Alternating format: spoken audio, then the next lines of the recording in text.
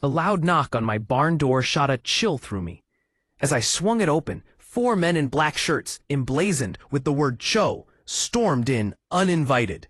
Their leader brandished a clipboard and barked, "By order of the Homeowners Association, we're here to confiscate all firearms on this property.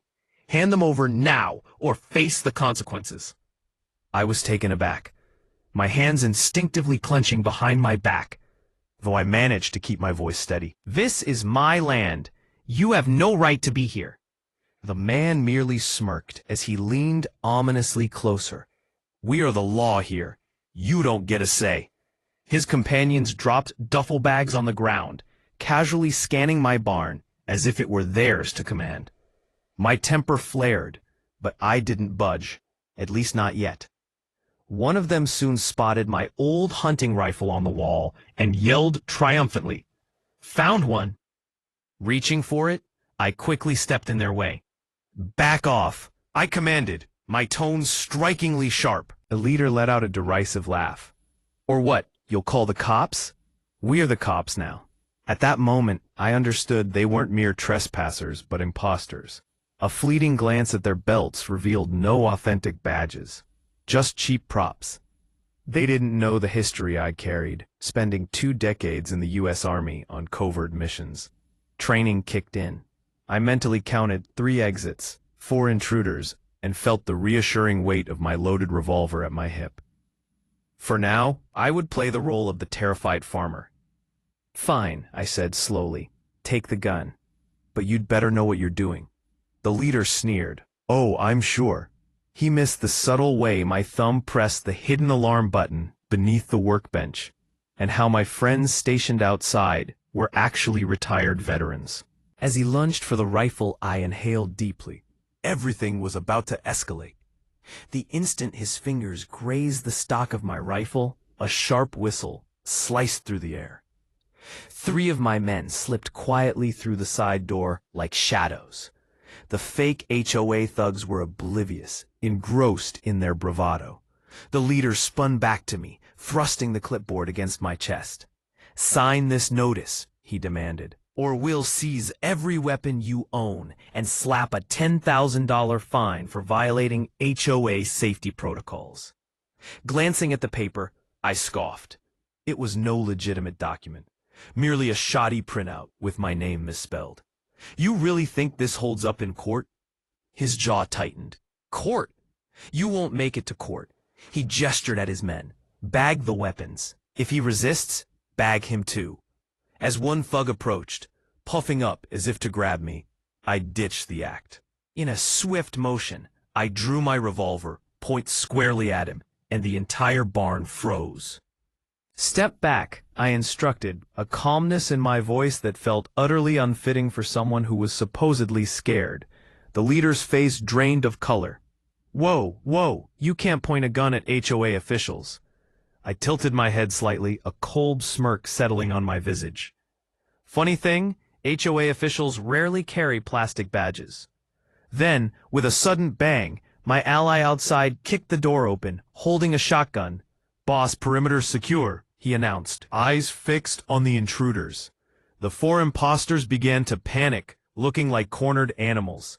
The leader raised his hands, attempting to regain control. Okay, let's all calm down. We were just following orders." "Whose orders?" I demanded, stepping closer. He swallowed anxiously and stammered. "The president of the HOA.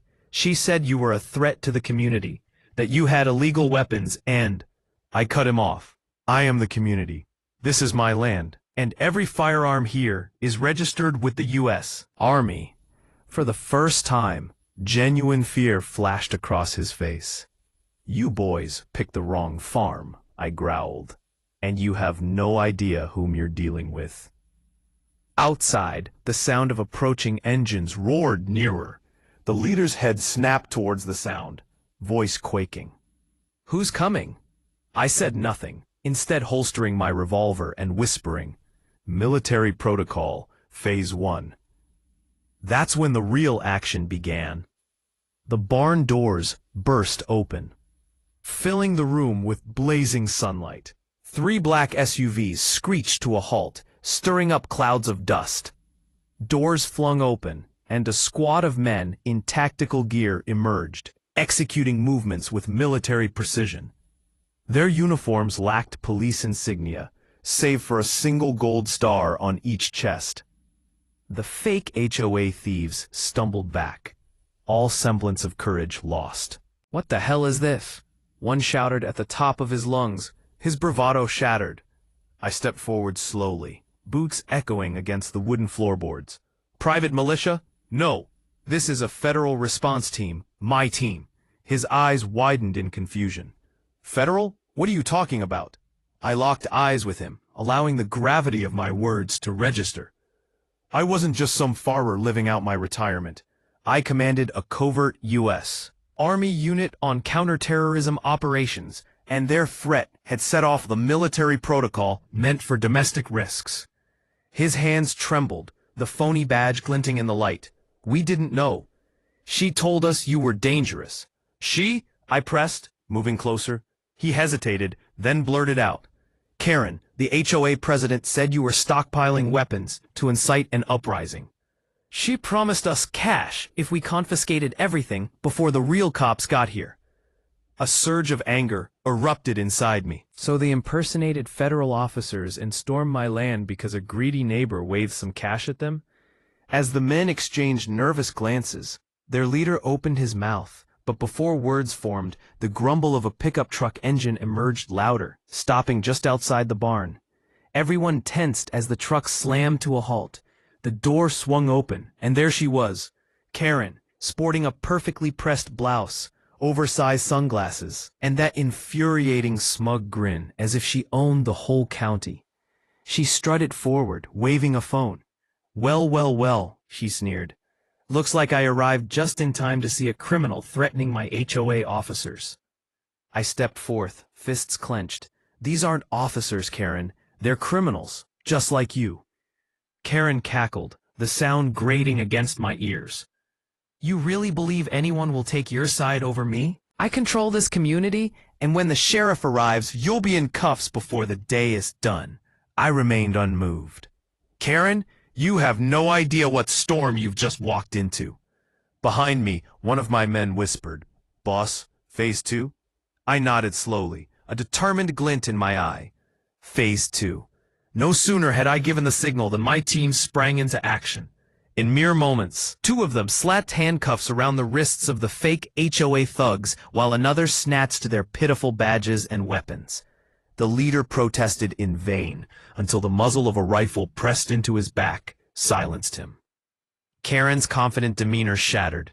"What are you doing?" "You can't arrest my men," she screamed, stumbling back in surprise. Calmly, I reached into my vest and pulled out a thick leather wallet, flipping it open to reveal a gleaming gold federal badge, catching the ray of the sunlight. Karen froze, her expression one of disbelief. "You want to talk about the law?"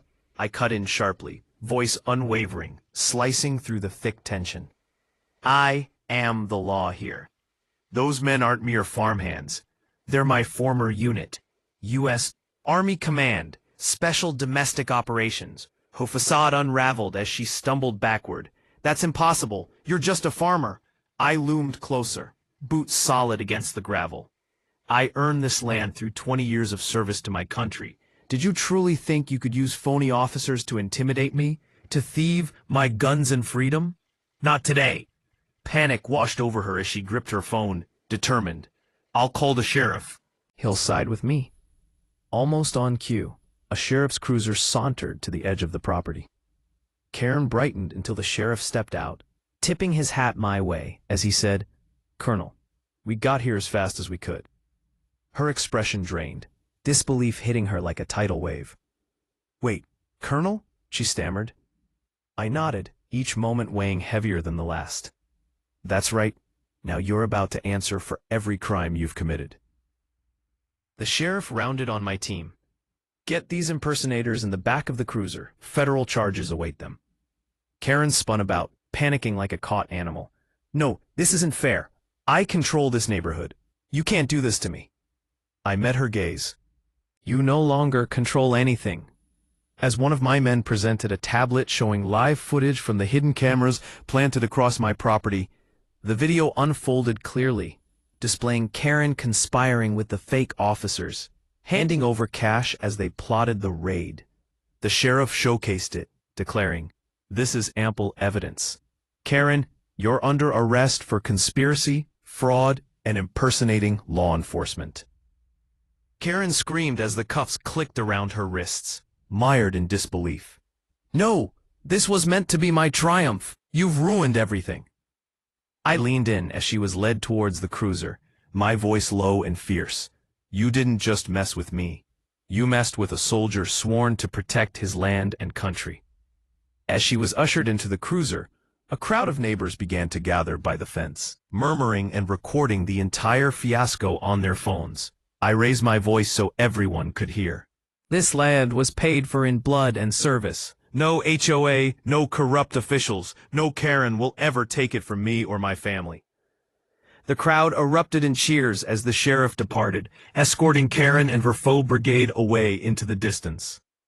With one final breath, I turned towards my men, the tension easing from my shoulders. "Phase 3, clean up and reset." One of them grinned, asking, "Same time next week?" Chuckling, I holstered my revolver. "Let's hope we're not back here anytime soon." As the sun set below the horizon, I stood resolute on my porch, knowing my home was safe once more. I vowed silently, anyone daring to threaten my land would discover just how far a soldier will go to defend his freedom.